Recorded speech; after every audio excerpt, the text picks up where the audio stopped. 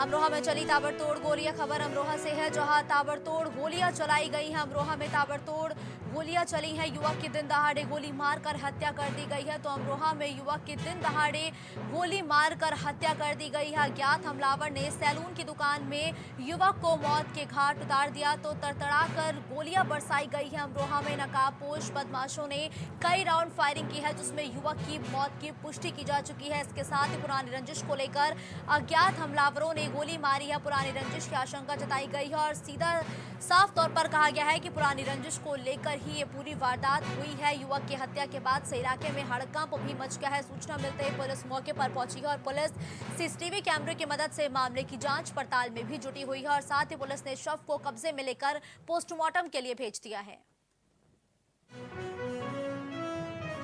बचायू थाना क्षेत्र के गांव कुआखेड़ा का ये पूरा मामला बताया गया है, जहां दिन दहाड़े ताबड़तोड़ गोलियां बरसाई गई है, जिसमें एक युवक की मौत हो गई है। तो अमरोहा में दिन निकलने के साथ ही ताबड़तोड़ गोलियां चली है। इसके बाद से क्षेत्र में हड़कंप मचा हुआ है।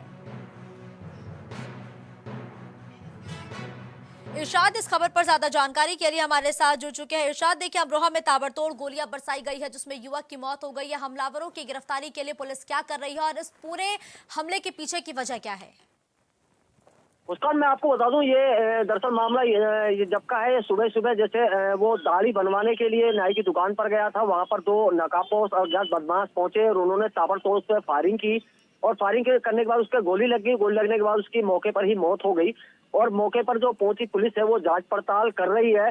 फिलहाल पुलिस जो है वो जो बदमाश है उन्हें पकड़ने का दावा कर रही है, लेकिन अभी तक कुछ भी पुलिस के हाथ में नहीं है और आला अधिकारी मौके पर पहुंच चुके हैं और पूरी जांच पड़ताल में जुटे हैं। मुस्कान, बिल्कुल ठीक है, धन्यवाद इरशाद इस खबर पर हमारे साथ जुड़ने के लिए।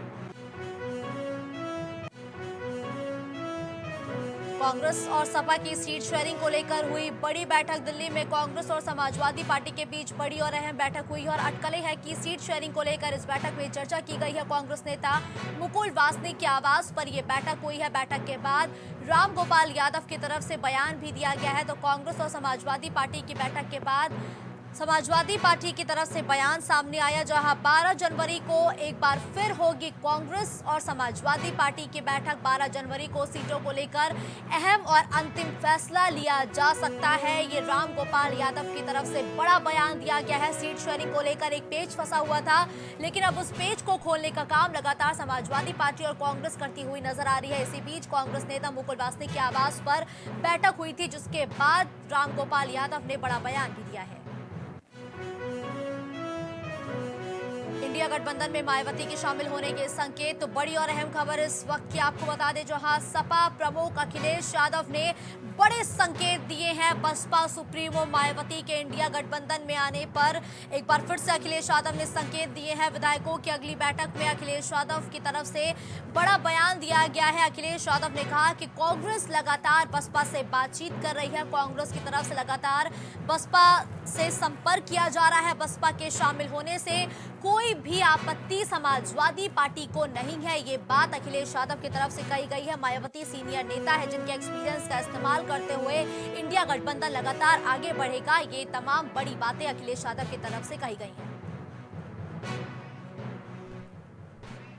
रितेश इस खबर पर ज्यादा जानकारी के लिए फोन लाइन पर हमारे साथ जुड़ चुके हैं। रितेश, देखिए एक लंबे समय से ये खबर थी कि इंडिया गठबंधन में बसपा सुप्रीमो मायावती शामिल हो सकती हैं।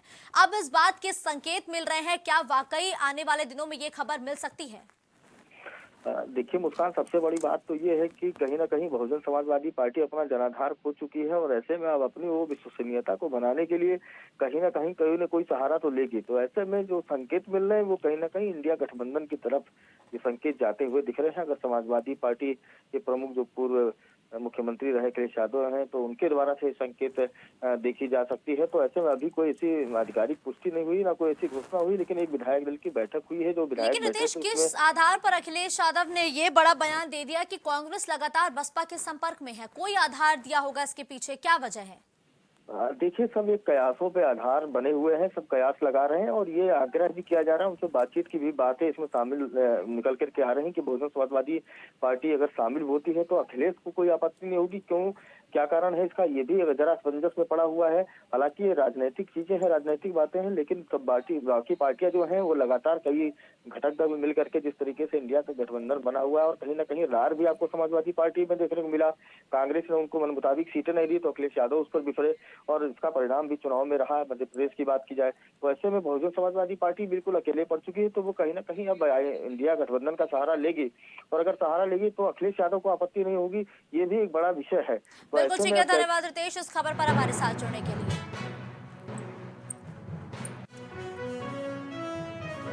बिजनौर में लापता बच्ची का शव झाड़ियों में मिला है। खबर बिजनौर से है, जहां लापता बच्ची का शव झाड़ियों में बरामद किया गया है। हत्या कर शव को फेंके जाने की आशंका जताई गई है। तो हत्या कर शव को झाड़ियों में फेंके जाने की आशंका पुलिस की तरफ से जताई गई है। 7 साल की मासूम सोमवार से लापता थी, जिसके शव को आज झाड़ियों से बरामद किया गया है। पुलिस ने शव को कब्जे में लेकर पोस्टमार्टम के लिए भेज दिया है। साथ ही पुलिस अब आगे की जांच पड़ताल में भी जुटी हुई है। इस दौरान परिजनों का रो रो कर बुरा हाल हो गया। एसपी नीरज कुमार ने घटना स्थल का निरीक्षण भी किया है। एसपी ने पुलिस अधिकारियों को जरूरी दिशा निर्देश भी दिए हैं। तो एसपी की तरफ से पुलिस अधिकारियों को दिशा निर्देश दिए गए हैं। घटना के खुलासे के लिए एसपी ने 4 टीमों का गठन किया है, और 4 टीमों पर यह जिम्मेदारी सौंपी गई है कि वो उस पूरे हत्याकांड का खुलासा करें। नेहटौर थाना क्षेत्र की पूरी घटना है। मनीष सिसोदिया की कम नहीं हो रही है मुश्किलें। तो शराब कांड में फंसे मनीष सिसोदिया की मुश्किलें लगातार बढ़ती जा रही है। 20 जनवरी तक बढ़ी न्यायिक हिरासत। 20 जनवरी तक मनीष सिसोदिया की न्यायिक हिरासत को बढ़ा दिया गया है। संजय सिंह की भी न्यायिक हिरासत को बढ़ाया गया है। तो आम आदमी पार्टी की मुश्किलें लगातार बढ़ रही है। 20 जनवरी तक दोनों नेताओं की हिरासत को बढ़ा दिया गया है, और दोनों ही नेताओं पर शिकंजा लगातार कसता जा रहा है।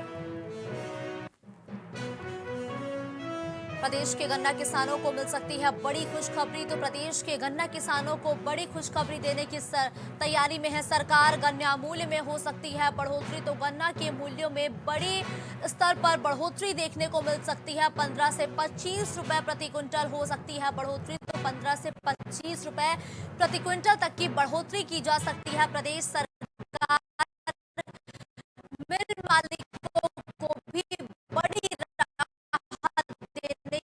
तैयारी में है। इसके साथ राहत दे सकती है सरकार।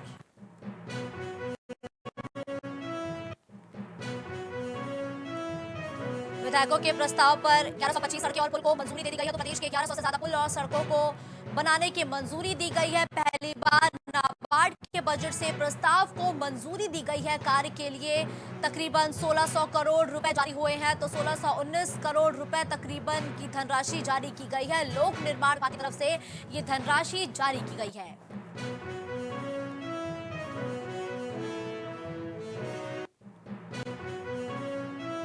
नौकरी तलाशने प्रतापगढ़ पहुंची युवती संग रेप। तो नौकरी तलाशने प्रतापगढ़ पहुंची थी युवती, जिसके साथ बलात्कार की घटना को अंजाम दिया गया है। रेप पीड़िता ने बुजुर्ग समेत 5 का नाम बताया है। तो रेप पीड़िता की तरफ से सभी आरोपियों के नाम बता दिए गए हैं। गैंग रेप के आरोपी एक ही परिवार के सदस्य बताए गए हैं। मेडिकल के बाद सर्विलांस और फुटेज से लगातार पुलिस की जांच लगातार जारी है। इसके साथ ही मोहनलालगंज से प्रतापगढ़ तक के सीसीटीवी फुटेज भी पुलिस लगातार खंगाल रही है। तो मोहनलालगंज से प्रतापगढ़ के रास्ते में आने वाले हर एक सीसीटीवी को खंगाला जा रहा है, और कहा जा रहा है कि नौकरी की तलाश में प्रतापगढ़ पहुंची थी युवती, जिसके साथ एक ही परिवार के 5 लोगों ने दुष्कर्म की वारदात को अंजाम दिया है। कुछ भाव पुष्प। आप देख रहे हैं प्राइम टीवी, सच साहस सरोकार।